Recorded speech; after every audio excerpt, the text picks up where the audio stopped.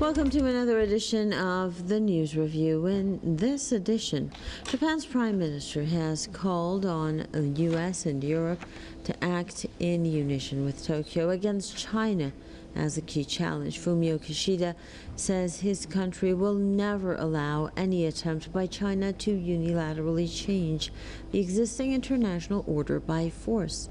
Kishida says Tokyo remains concerned about China's military activities in the East China Sea, and it will reinforce its defense capabilities. Kishida, who earlier met with the country's President Joe Biden during the meeting, said that Washington remains committed to the alliance to Tokyo, and also the U.S. President said that Japan's recent announcement of its largest military overhaul since World War II made Washington happy. Earlier, Beijing slammed the U.S. and Japan for what they call a war mentality and groundless attacks on China.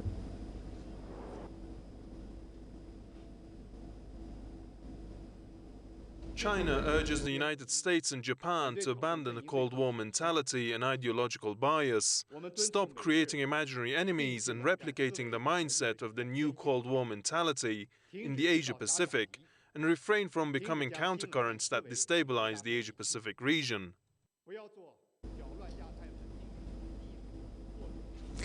Now, Wang added that the U.S. and Japan talk about promoting regional peace and security, but rather they seek to execute their military buildup and militarization. He made these remarks after the U.S. and Japan signed a defense agreement following talks between their foreign and defense ministers in Washington.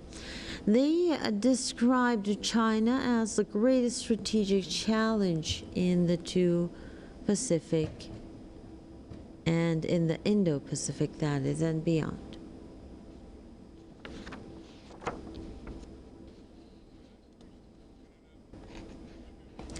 Now, to discuss that further, we are joined by William Jones, Executive Intelligence Review from Leesburg, and Matthew Ehret, a political analyst who's joining us live from Montreal. Let's begin with Mr. William Jones. How serious do you see the military buildup in the South China Sea, and do you predict any escalations? Well, this is an extremely dangerous situation. What you're looking at here is an attempt to create really a global NATO. It looks like the U.S. and alliance, which is primary. Japanese for the last years, just prior is going to spend time in Europe talking to the British, and also mention terms towards their operation on the military angle. So the thing is that NATO should ban and intends to maintain the rules making in Europe. It's now making moves into the Pacific region, in Asia Pacific, and it's aimed against China, but it's also aimed against Russia. What the Japanese are doing, of course, is using this as a wedge to reassert their primary role in the Asia Pacific, which they feel that they have lost through the loss of in World War II. And so they're piggybacking on the U.S. need for these major alliances in order to put a front against China in order to boost their own role in the region. That is, although they're in very much close contact with the United States, the Japanese have their own agenda for the Asia Pacific, and it reflects some of what we've seen historically in the last century as well. So it's a very dangerous development. The Chinese are taking it very seriously, probably more seriously than the statement by Wang Wenbin today. Okay, so Mr. Ehret, you just heard Mr. Jones. How serious do you see the situation? And do you believe that we should be expecting any kind of escalation anytime soon?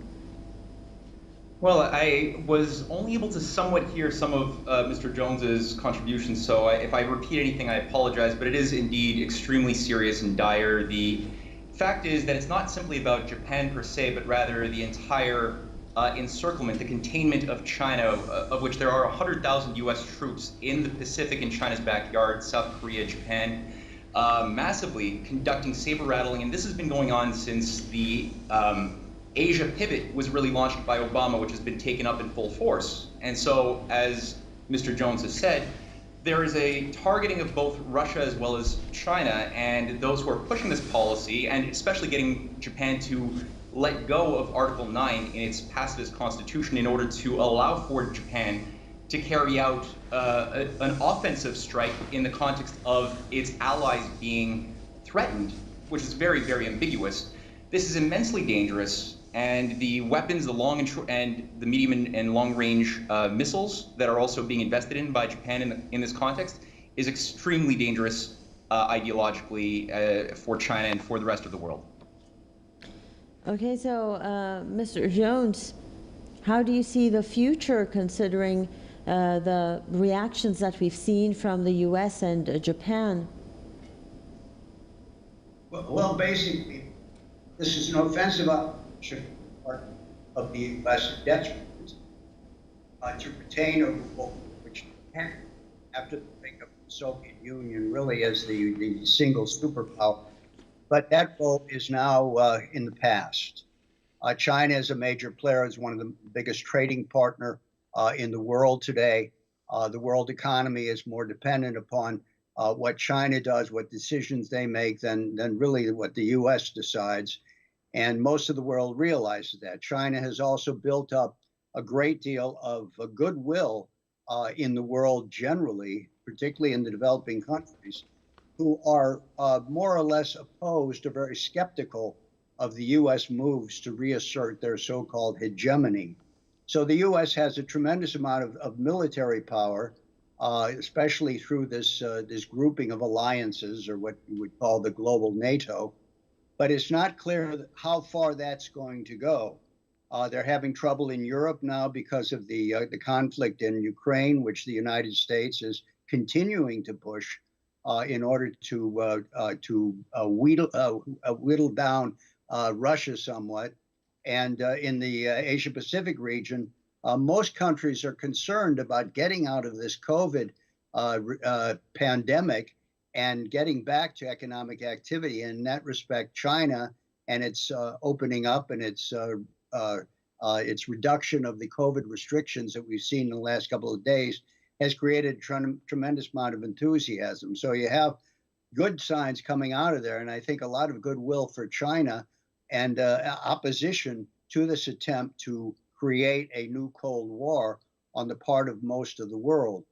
But the way that this is being done now can lead to a major military conflict if it's pushed too far, as we have seen it has been in Europe.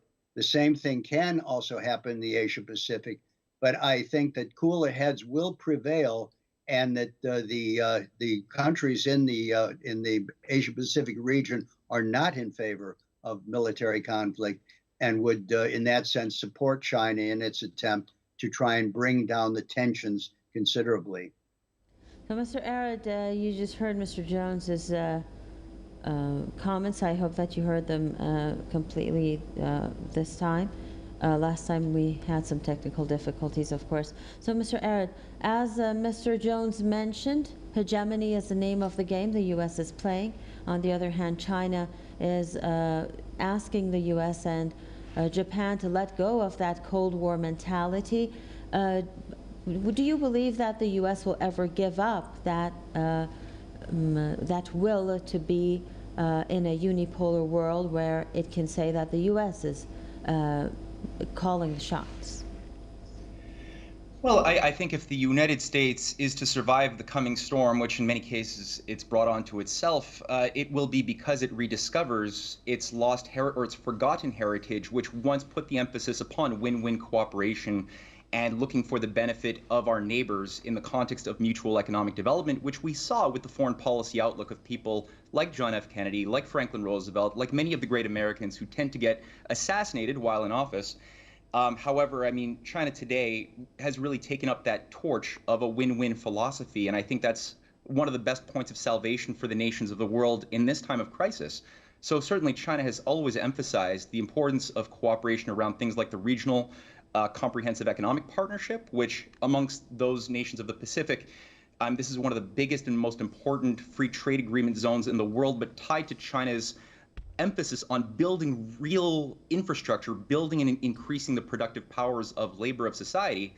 And amongst the ASEAN countries, China's trade has increased in 2022 by a factor of 15%. So China has a lot to offer the nations, especially those who are being used as disposable battering rams by Anglo-American proxies, including Japan, which could win a lot, especially on mutual development in the Arctic and the Russian zone, and many other trade agreements. Taiwan could benefit enormously, as could every country, including the United States, if they chose to really think about their genuine, authentic self-interest instead of holding on to this delusion of hegemony and unipolarism, which is not just killing the world, but it's also killing Americans. So yes, I believe that America, I'm an optimist, and I'm living in North America, so I do hope that we are able to rediscover our sanity fast. Okay, so that was Matthew Ehret, political analyst from Montreal, and William Jones, exec from the Intelligence Review, the Executive Intelligence Review from Leesburg. Thank you very much to both of you gentlemen for sharing your thoughts and views on this edition of the News Review. And thanks to all of you viewers for watching this edition.